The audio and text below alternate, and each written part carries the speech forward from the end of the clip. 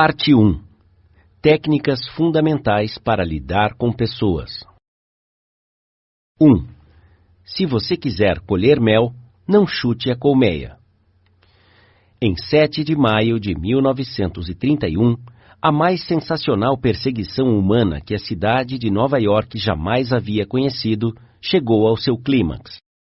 Após semanas de busca, Two Gun Crowley, o pistoleiro que não fumava ou bebia, estava encurralado, preso no apartamento de sua amada, na West End Avenue. 150 policiais e detetives cercaram o seu esconderijo, no último andar. Eles abriram buracos no teto e tentaram controlar Crowley, o matador de policiais, com gás lacrimogênio.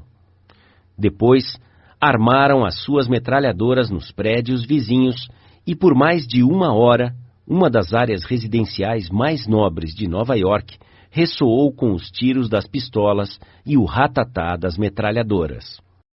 Crowley, agachado por detrás de uma poltrona bem estofada, atirava incessantemente contra a polícia. 10.000 pessoas emocionadas assistiam à batalha. Nada como isso havia sido visto antes nas ruas de Nova York. Quando Crowley foi capturado, o comissário de polícia, E.P. Mulroney, declarou que o marginal Two Gun era um dos criminosos mais perigosos já encontrados na história de Nova York. Ele matará, disse o comissário, ao cair de uma pena. Mas o que Two Gun Crowley pensava de si mesmo? Nós sabemos, porque enquanto a polícia estava atirando para dentro de seu apartamento, ele escrevia uma carta endereçada a quem possa interessar. E enquanto ele escrevia, o sangue estava escorrendo de suas feridas, deixando um rastro carmesim no papel. Em sua carta, Crowley disse: "Debaixo do meu casaco há um coração cansado, mas generoso, que não machucaria ninguém." Pouco tempo antes disso, Crowley estava passando um tempo com a sua namorada. E em uma estrada no campo em Long Island, de repente, um policial chegou até o carro em que estavam e disse: "A sua carteira de motorista, por gentileza." Sem dizer uma palavra, Crowley sacou a sua arma e matou o policial com muitas balas de chumbo. Enquanto o policial baleado caía, Crowley saltou do carro, pegou o revólver do policial e atirou mais uma bala no corpo prostrado.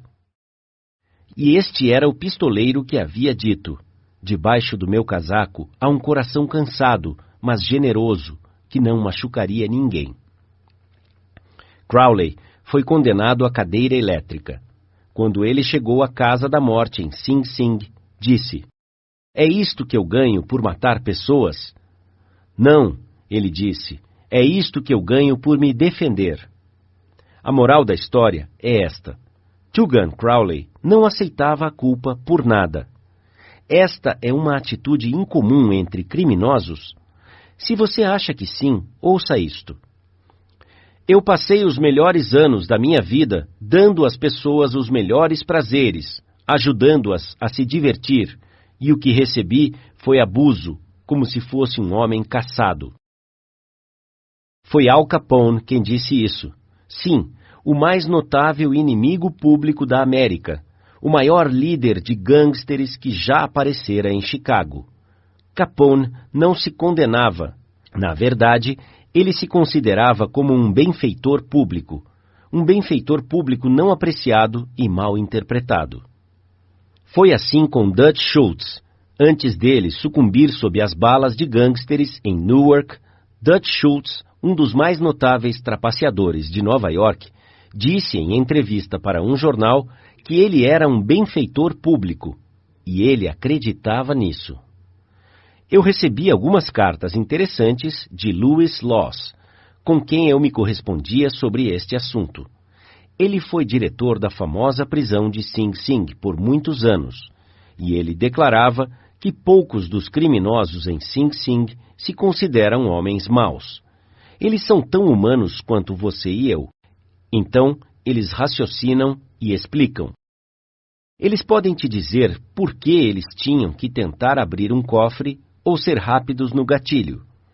A maioria deles tenta, por uma forma de raciocínio, falácia ou lógica, justificar os seus atos antissociais, até para si mesmos, consequente e decididamente afirmando que eles nunca deveriam ter sido presos.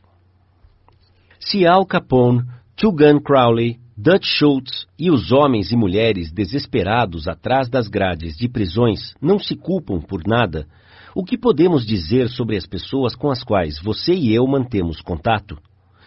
John Wanamaker, fundador das lojas com o seu nome, certa vez confessou: "Eu aprendi, há 30 anos, que é uma tolice repreender. Já tenho problemas tentando superar as minhas próprias limitações, sem me preocupar com o fato de que Deus decidiu não distribuir o dom da inteligência justamente." Wanamaker aprendeu esta lição cedo, mas eu, pessoalmente, tive que passar por diversas situações neste mundo antigo por 1/3 de um século antes que eu pudesse perceber que 99 entre 100 vezes as pessoas não se criticam por nada, não importa o quanto podem estar erradas. A crítica é fútil porque ela coloca a pessoa na defensiva e, geralmente, faz com que esta tente se justificar. A crítica é perigosa porque ela fere o orgulho precioso da pessoa, fere o seu senso de importância e desperta o ressentimento. B.F. Skinner, o psicólogo mundialmente famoso, provou através de seus experimentos que um animal, recompensado por bom comportamento, irá aprender muito mais rapidamente e reter o que aprende muito mais eficientemente do que um animal que é punido por mau comportamento. Estudos posteriores demonstraram que o mesmo se aplica aos seres humanos. Através da crítica, não fazemos mudanças duradouras, e geralmente isso resulta em ressentimento. Hans Selye, outro grande psicólogo, disse: "Com a mesma proporção em que nós buscamos a aprovação, tememos a condenação. O ressentimento que a crítica produz pode desmoralizar funcionários, membros da família e amigos, e mesmo assim não irá corrigir a situação que foi condenada." George B. Johnston, de Enid, Oklahoma, é coordenador de segurança para uma empresa de engenharia. Uma de suas responsabilidades é assegurar que os funcionários usem os seus capacetes quando estão trabalhando no campo. Ele reportou que quando se deparava com trabalhadores que não estavam usando os capacetes, os instruía com bastante autoridade sobre o regulamento e reiterava que eles deveriam respeitá-lo. Como resultado, eles até obedeciam, e muitas vezes, após ele afastar-se, os trabalhadores tiravam seus capacetes. Ele decidiu tentar de outra forma. A próxima vez que ele encontrou trabalhadores sem capacete, perguntou se os capacetes eram desconfortáveis, ou se não cabiam direito. Então, ele lembrava os homens em um tom amigável que o capacete foi projetado para protegê-los de acidentes, e sugeriu que sempre fosse usado quando estivessem trabalhando. O resultado foi o aumento de conformidade com o regulamento e nenhum ressentimento, ou quaisquer distúrbios emocionais. Você encontrará muitos exemplos da futilidade da crítica em milhares de páginas da história. Tome, por exemplo, a famosa briga entre Theodore Roosevelt e o presidente Taft, uma disputa que dividiu o Partido Republicano, colocou Woodrow Wilson na Casa Branca e escreveu linhas luminosas em negrito que atravessaram a Primeira Guerra Mundial e alteraram o curso da história. Vamos revisar os fatos rapidamente. Quando Theodore Roosevelt saiu da Casa Branca em 1908, ele apoiou Taft, que fora eleito presidente. Depois, Theodore Roosevelt foi para a África para caçar leões. Quando retornou, ele se enfureceu. Ele denunciou Taft pelo seu conservadorismo, tentou garantir a nomeação para o seu terceiro mandato, formou o partido Bull Moose e fez tudo para extinguir o Grand Old Party, o Partido Republicano. Na eleição que se seguiu, William Howard Taft e o Partido Republicano contaram apenas com 2 estados, Vermont e Utah, a pior derrota que um partido já conhecera. Theodore Roosevelt culpou Taft, mas o presidente Taft se culpou? É claro que não. Com lágrimas em seus olhos, Taft disse: "Não vejo como eu poderia ter feito de outra forma." Quem foi o culpado? Roosevelt ou Taft? Francamente, eu não sei, e nem me importo. O ponto que estou querendo enfatizar é que toda a crítica de Theodore Roosevelt não conseguiu convencer Taft de que ele estava errado. Ela meramente fez com que Taft tentasse se justificar e a reiterar com lágrimas nos olhos: "Não vejo como eu poderia ter feito de outra forma." Ou tome o escândalo de petróleo da Teapot Dome Oil. Por causa disso, os jornais ficavam ligando indignados no início da década de 1920. Ele chocou a nação. Nada parecido havia acontecido na vida pública americana que alguém pudesse lembrar. Aqui estão os fatos concretos do escândalo. Albert B. Fall, secretário do Interior no gabinete de Harding, fora incumbido do leasing das reservas de petróleo da Elk Hill e Teapot Dome, reservas de petróleo que haviam sido postas de lado para serem utilizadas futuramente pela Marinha. O secretário Fall permitiu a licitação pública? Que nada. Ele entregou o contrato grande e lucrativo diretamente ao seu amigo Edward L. Doheny. E o que Doheny fez? Ele deu ao secretário o que ele, com satisfação, chamou de um empréstimo de $100 mil. Então, de forma arbitrária, o secretário Fall ordenou que fuzileiros navais dos Estados Unidos entrassem no distrito para expulsar os concorrentes, cujos poços adjacentes estavam extraindo petróleo das reservas da Elk Hill. Esses concorrentes, expulsos de suas terras à força, com o uso de armas e baionetas, correram para a justiça e expuseram o escândalo da Teapot Dome. A podridão foi tamanha que arruinou a Harding Administration, causando náusea a uma nação inteira, ameaçando a destruição do Partido Republicano e colocando Albert B. Fall atrás das grades. Fall foi cruelmente condenado, como poucos homens na vida pública já foram condenados. Ele se arrependeu? Nunca.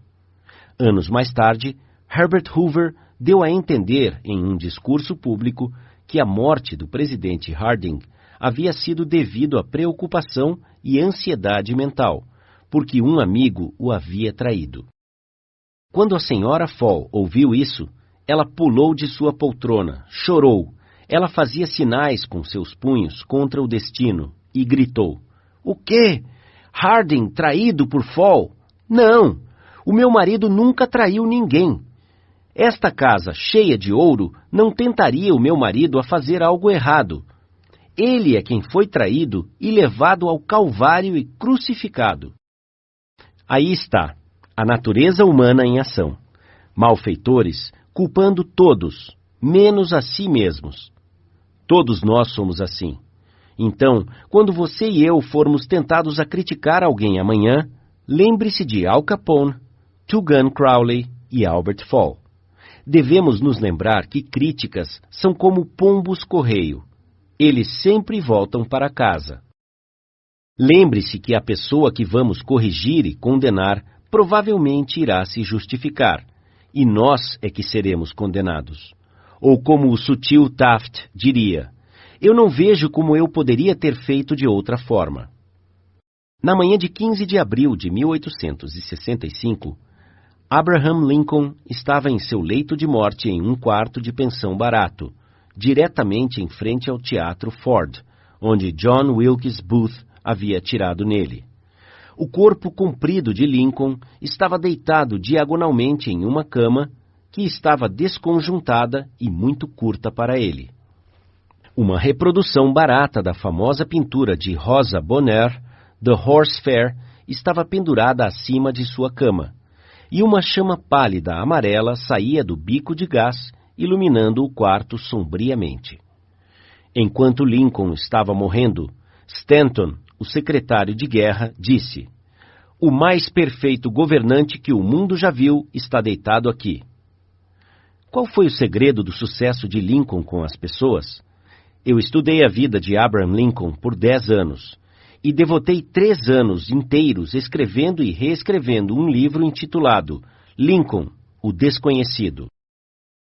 Eu acredito que elaborei o estudo mais detalhado e exaustivo sobre a personalidade de Lincoln e sua vida familiar, que alguém jamais fez. Fiz um estudo especial do método de Lincoln para lidar com as pessoas. Ele criticava? Claro que sim.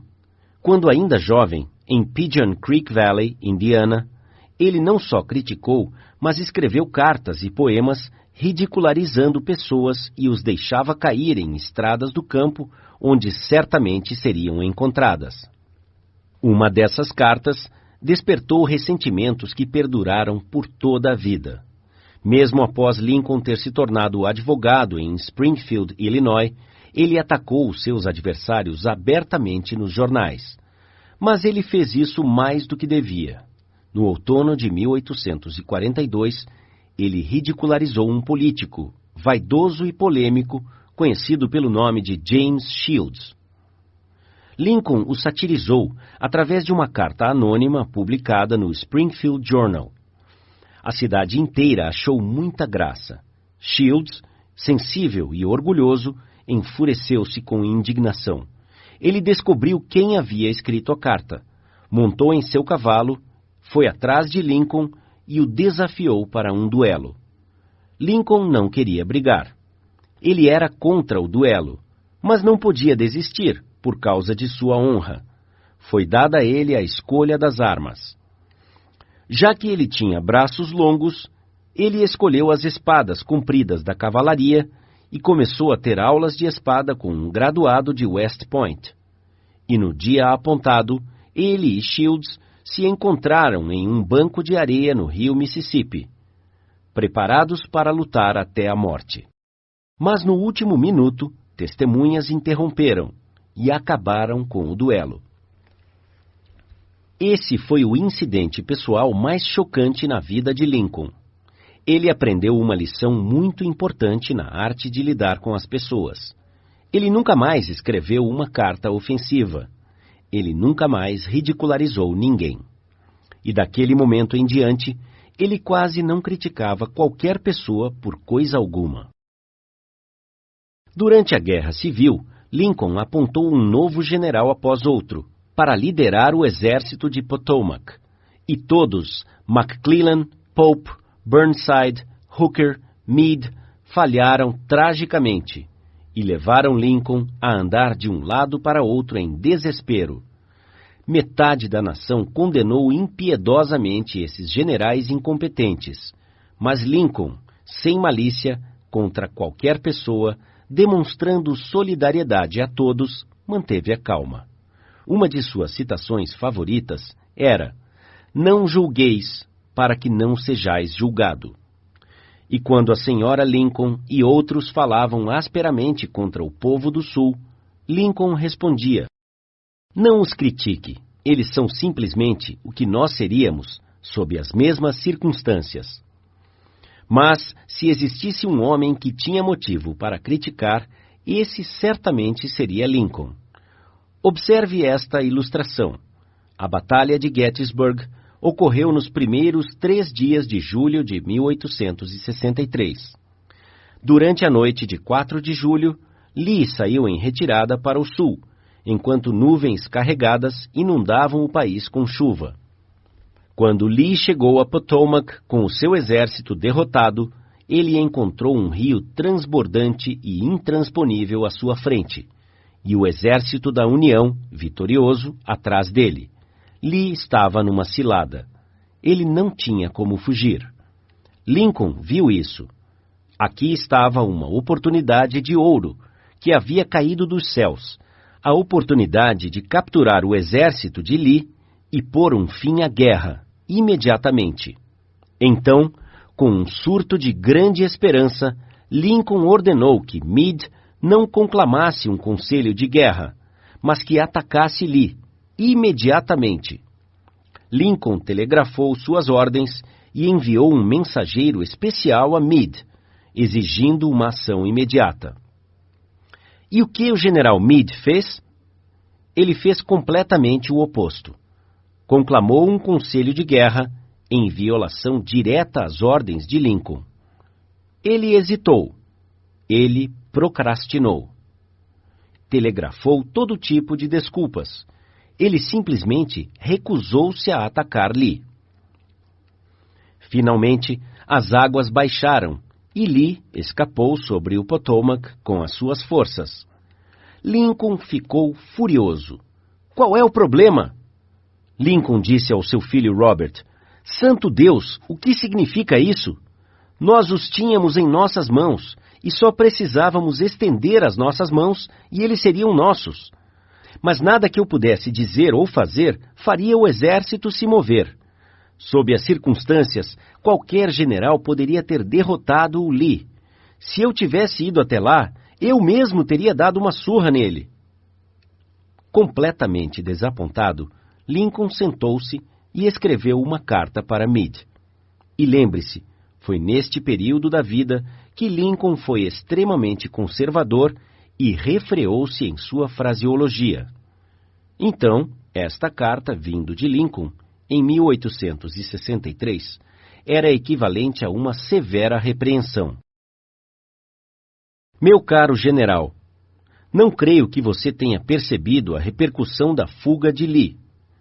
Ele estava em nossas mãos, e se tivéssemos apertado o cerco, juntamente com os outros sucessos que temos obtido recentemente, teríamos posto um fim à guerra. Conforme as coisas estão, a guerra se prorrogará indefinidamente. Se você não pôde atacar Lee na segunda-feira passada com vitória garantida, como é que vai conseguir isso ao sul do Rio, quando você pode levar apenas algumas pessoas consigo, não mais do que 2/3 da força que tinha em mãos na ocasião em questão? Seria irracional esperar, e eu, pessoalmente, não acho que você fará muito. A sua oportunidade de ouro já se foi, e eu estou profundamente estressado por causa disso. O que você acha que Meade fez quando leu essa carta? Meade nunca viu essa carta. Lincoln não a enviou. Ela foi encontrada entre os seus papéis após a sua morte. Eu acho, e esta é apenas a minha opinião, que após escrever essa carta, Lincoln olhou pela janela e disse a si mesmo: Espera aí, talvez eu não deva ser tão apressado. É muito fácil eu me sentar aqui no silêncio da Casa Branca e ordenar que Meade ataque. Mas se eu estivesse em Gettysburg e tivesse visto tanto sangue como Meade viu na última semana, e se os meus ouvidos houvessem sido penetrados com gritos e berros daqueles que estavam feridos e morrendo, talvez eu também não estivesse tão ansioso para atacar. Se eu tivesse o temperamento tímido de Meade, talvez tivesse feito o que ele fez. De qualquer modo, estas já são águas passadas. Se eu enviar essa carta, me sentirei mais aliviado, mas ela fará com que Meade tente se justificar. Fará com que ele me condene. Despertará sentimentos de amargura. Afetará todas as suas ações futuras como comandante e talvez o force a demitir-se do exército. Então, como eu já disse, Lincoln pôs a carta de lado, porque ele havia aprendido através de uma dura experiência que críticas e repreensões ásperas quase sempre terminam em futilidade.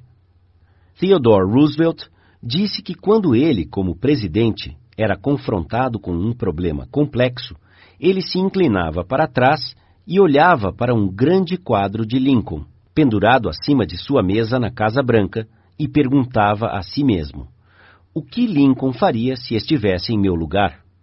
Como é que ele teria resolvido o problema? A próxima vez que você for tentado a admoestar alguém, tire uma nota de $5 de seu bolso, olhe para a imagem de Lincoln e pergunte: como é que Lincoln teria resolvido este problema se fosse dele? Mark Twain perdia sua cabeça de vez em quando e escrevia cartas que deixavam o papel enrubescido. Por exemplo, certa vez, ele escreveu para um homem que o havia deixado irado. Você está pedindo para morrer? É só dizer e eu providenciarei tudo. Em outra ocasião, ele escreveu a um editor sobre as tentativas de um revisor melhorar a minha ortografia e pontuação. Ele exigiu, de agora em diante, sugiro que você siga à risca o meu manuscrito e diga ao revisor que ele conserve as suas sugestões na papa de seu cérebro deteriorado. Escrever essas cartas ofensivas fazia com que Mark Twain se sentisse melhor. Elas permitiam que ele soltasse a fumaça, e as cartas não faziam nenhum mal, porque a secretária da esposa de Mark as tirava secretamente do correio. Elas nunca foram enviadas. Você conhece alguém que gostaria de mudar, ajustar e melhorar? Excelente! Isso é muito bom. Eu sou a favor. Mas por que você não começa consigo mesmo? Do ponto de vista puramente egoísta, isso é muito mais proveitoso do que tentar mudar os outros. Sim, e muito menos perigoso. Não reclame sobre a neve no telhado do seu vizinho, disse Confúcio, quando a soleira da sua porta não está limpa. Quando eu era ainda jovem e tentava muito impressionar as pessoas, eu escrevi uma carta tola para Richard Harding Davis, um autor de grande destaque no horizonte literário da América. Eu estava elaborando um artigo de revista sobre autores e pedi que Davis me contasse sobre o seu método de trabalho. Algumas semanas antes, eu havia recebido uma carta de alguém com esta anotação no final: ditada, mas não lida. Eu fiquei um tanto impressionado. Senti que o escritor devia ser grande, ocupado e importante. Eu não estava tão ocupado, mas queria muito impressionar Richard Harding Davis. Então, concluí o meu bilhete com as palavras: ditado, mas não lido. Ele nem se deu o trabalho de responder à minha carta. Ele simplesmente retornou a carta para mim com a seguinte mensagem no final: a sua falta de educação é suplantada somente pela sua falta de educação. É verdade, eu havia falhado e talvez merecesse esta repreensão. Mas sendo humano, eu a ressentia. Eu me ressenti tanto que quando li sobre a morte de Richard Harding Davis 10 anos mais tarde, o único pensamento que ainda persistia em minha mente, tenho vergonha de admitir, era a mágoa que ele havia me causado. Se você e eu queremos criar um ressentimento amanhã, que irá ultrapassar décadas e perdurar até a morte, é só entregar-se a uma crítica dolorosa. Não importa o quanto nós pensamos que ela seja justificada. Quando lidamos com pessoas, devemos nos lembrar que não estamos lidando com criaturas lógicas. Estamos lidando com criaturas emocionais, preconceituosas e motivadas pelo orgulho e pela vaidade. Uma crítica destrutiva fez com que o sensível Thomas Hardy, um dos mais nobres romancistas a agraciar a literatura inglesa, desistisse para sempre de escrever ficção. A crítica levou Thomas Chatterton, o poeta inglês, ao suicídio. Benjamin Franklin, sem muita diplomacia quando jovem, havia se tornado tão diplomático, tão hábil em lidar com as pessoas, que ele foi promovido a embaixador americano na França. Qual foi o segredo de seu sucesso? Não falarei mal de ninguém, ele disse, e falarei somente sobre as coisas boas que eu conheço das pessoas. Qualquer tolo pode criticar, condenar e reclamar, e a maioria dos tolos faz justamente isso. Mas é preciso caráter e autocontrole para ser compreensivo e compassivo. Um grande homem demonstra sua grandeza, disse Carlyle, pela forma com que ele trata homens de menor importância. Bob Hoover, um famoso piloto de testes e de shows aéreos, estava retornando ao seu lar em Los Angeles após um show aéreo em San Diego. Conforme ele descreveu na revista Flight Operations, a cerca de 100 metros de altura, os dois motores, de repente, pararam de funcionar.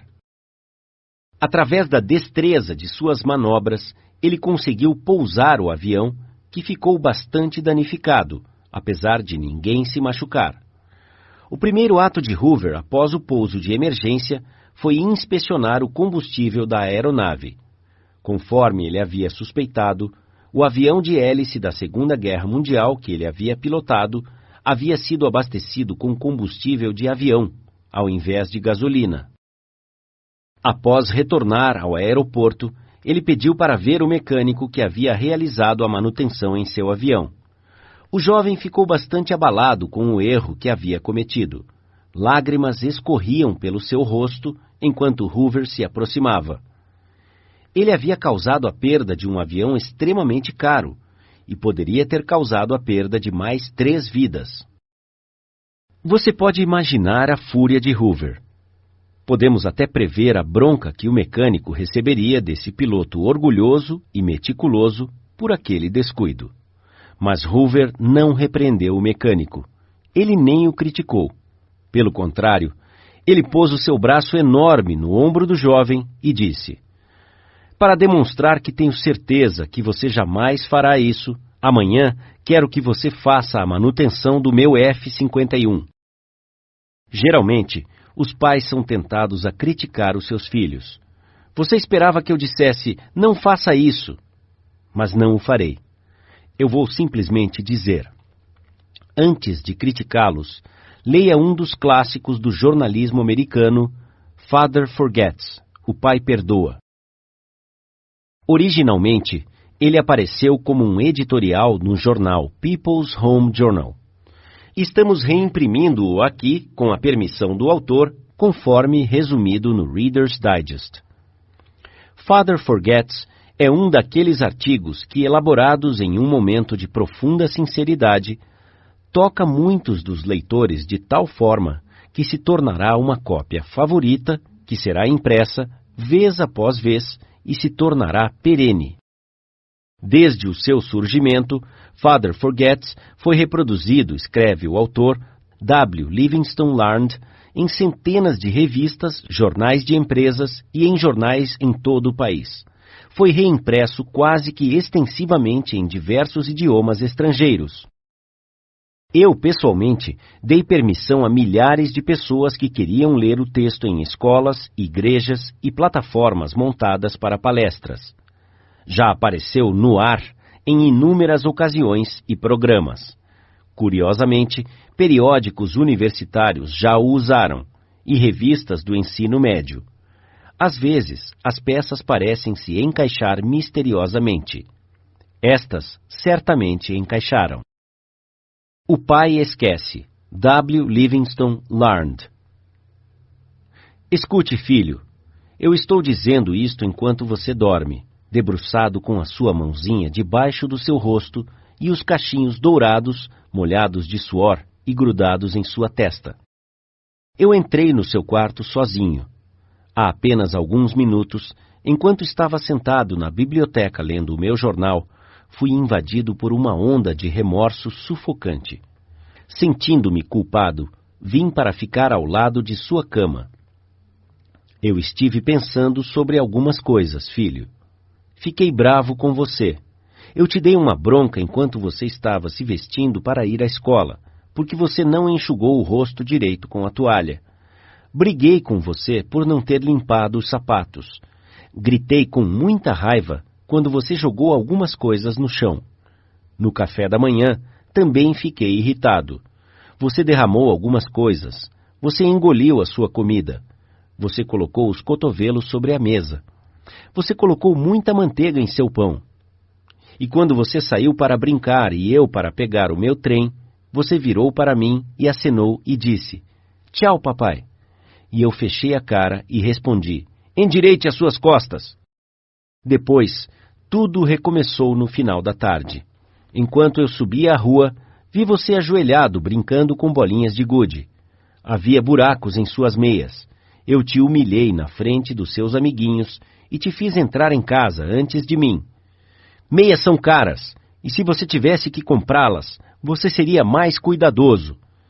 Imagine isso, filho, vindo de um pai. Você se lembra, mais tarde, quando eu estava lendo na biblioteca, como você entrou timidamente, com um olhar de mágoa em seus olhos? Quando olhei por cima do meu jornal, incomodado com a interrupção, você hesitou à porta. O que você quer? Perguntei irritado. Você não disse nada, mas correu e atirou-se ao redor de meu pescoço e beijou-me, e os seus pequenos braços apertavam com o afeto que Deus havia colocado em seu coração e que nem a negligência poderia apagar. E então você sumiu, subindo os degraus da escada. Bem, filho, foi logo depois que o jornal escapou das minhas mãos e um medo terrível tomou conta de mim. O que o hábito estava fazendo comigo? O hábito de encontrar falhas, de repreender. Esta foi a minha recompensa a você por ser menino. Não é que eu não te amava, é que eu esperava muito da juventude. Eu estava te medindo com a mesma medida com que fui medido na minha vida. E havia tanta beleza, bondade e verdade em seu caráter. O seu pequeno coração era tão grande quanto o sol amanhecendo por sobre as colinas extensas. Você demonstrou isso pelo seu impulso espontâneo de entrar correndo e me dar um beijo de boa noite. Nada mais importa hoje à noite, filho. Eu vim ao lado de sua cama no escuro e me ajoelhei ali, envergonhado. É uma tentativa um tanto inútil de arrependimento. Eu sei que você não compreenderia essas coisas se eu te contasse enquanto você estivesse acordado. Mas amanhã eu serei um pai de verdade. Serei o seu amigo. Sofrerei quando estiver sofrendo. Darei risada quando você rir. Morderei a minha língua quando vierem as palavras de impaciência. Continuarei a repetir as palavras como um ritual. Ele é apenas um menino, um menininho. Infelizmente, eu te vi como homem. Mas, filho, agora, quando te vejo debruçado e cansado em seu berço, eu entendo que você ainda é um bebê. Ontem você estava nos braços de sua mãe, a cabeça em seu ombro. Eu fui muito, mas muito exigente. Ao invés de condenar as pessoas, vamos tentar compreendê-las. Vamos tentar descobrir por que elas agem da forma que agem. Isso é mais lucrativo e intrigante do que a crítica. E gera empatia, tolerância e bondade. Conhecer tudo significa perdoar tudo. De acordo com o Dr. Johnson, o próprio Deus não propôs julgar o homem até o final dos tempos. Por que você e eu o julgamos? Princípio 1. Não critique, condene ou reclame.